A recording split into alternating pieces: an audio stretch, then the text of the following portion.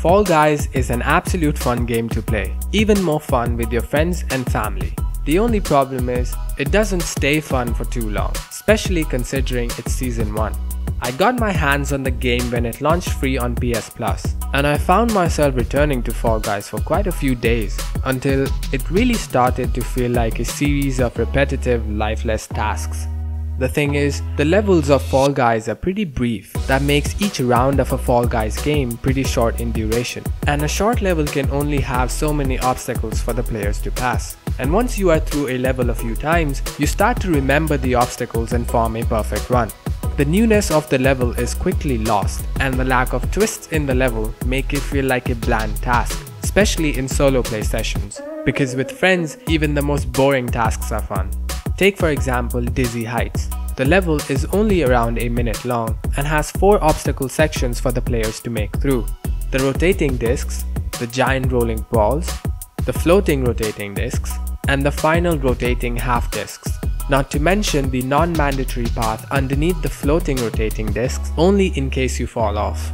When you have finished this level a few times, you start to get really familiar with it. You learn the tactics to successfully qualify this level, like moving in the direction of the discs, not getting hit by the balls, timing your jumps better on the floating discs to avoid a fall, remembering to jump on this final edge, and you also learn to use the alternate rotations of these discs to move faster. Things really start to go downhill once you have figured all that out and formed a perfect run that will qualify you the level almost every time.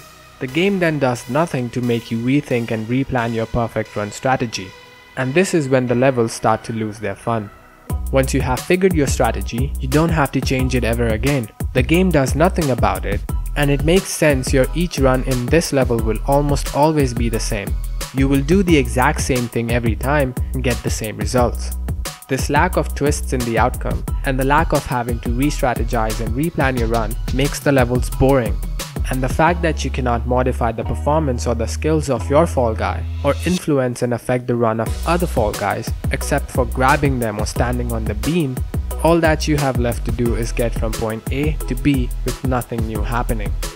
There are levels that are less certain, but given each round lasts only around a minute or 2 and each game around 10 to 15, your play sessions are mostly going to be repetitive gameplay even if your session is only an hour long.